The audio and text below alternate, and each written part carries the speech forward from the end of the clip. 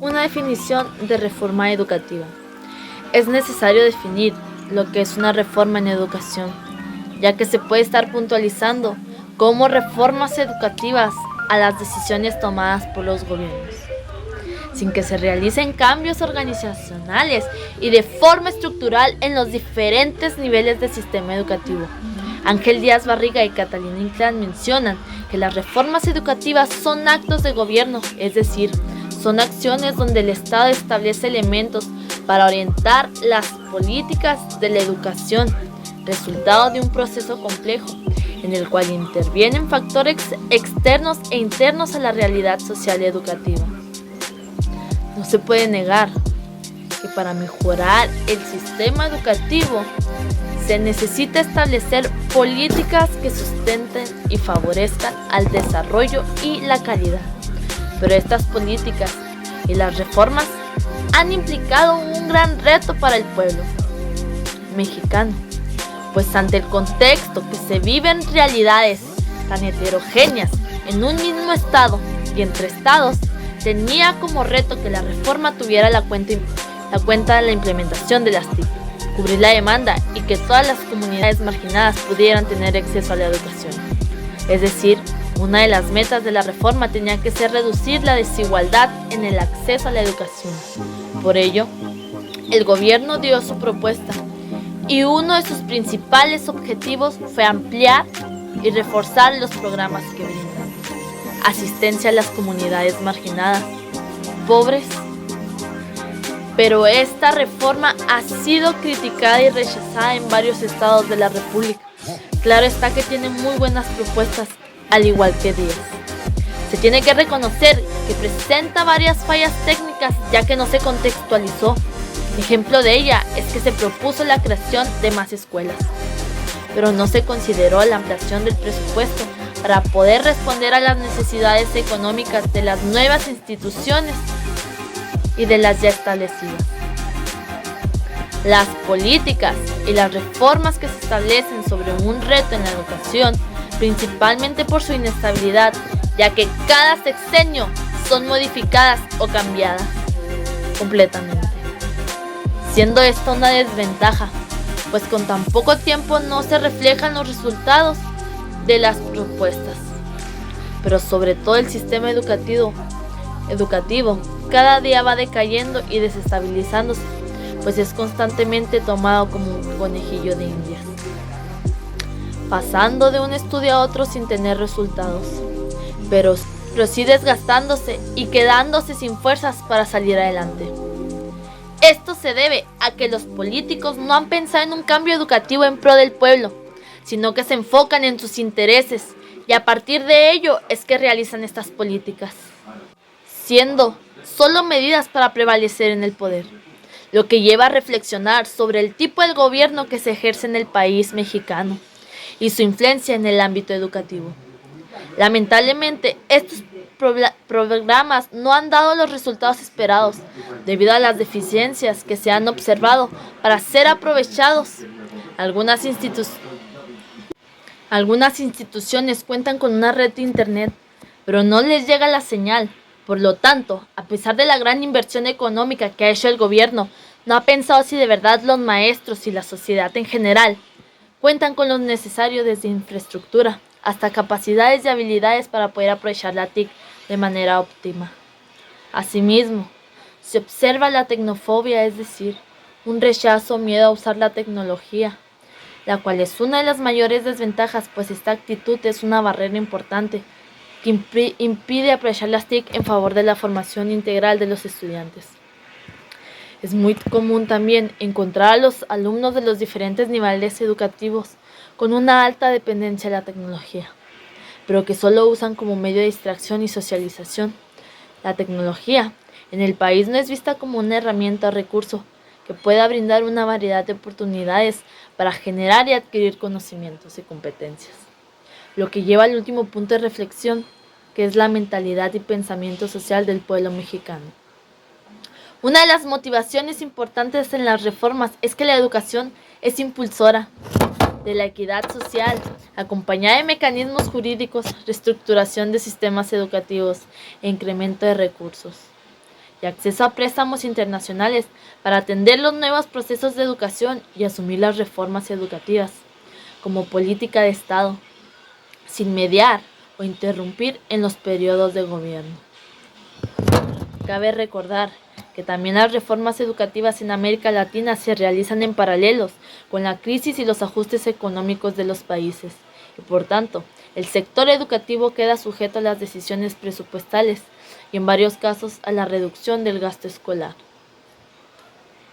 Ejemplo claro es el nuevo Plan de Estudios para la Educación Preescolar,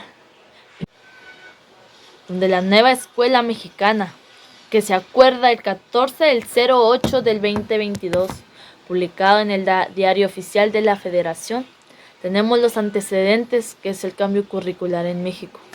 Los últimos 30 años, homogenizantes y descontextualizados, limitado al derecho a la educación relevante, pertinente, contextualizada en la diversidad socioeducativa. En las reformas del 2019 requiere cambios de paradigmas. El número 1 tenemos 4 campos formativos y 7 ejes articuladores. La número 2, autonomía profesional del magisterio.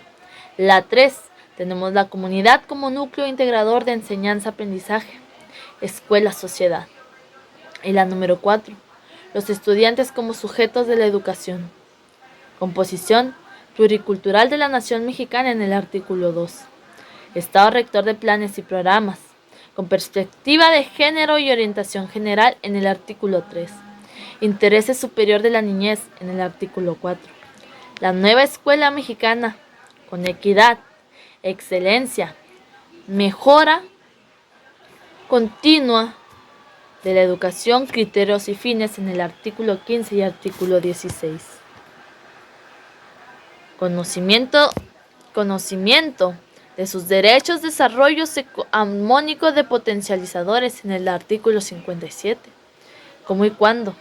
El inicio empieza de los 0 a 3, que es la fase 1. El preescolar es la fase 2, que es del primer grado al tercer grado. La primaria, la fase 3, 4 y 5.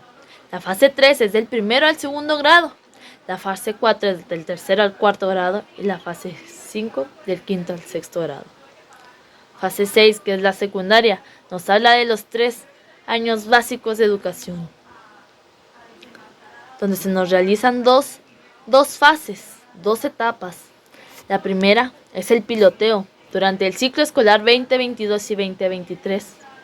La fase 2, preescolar, fase 3, primero y segundo.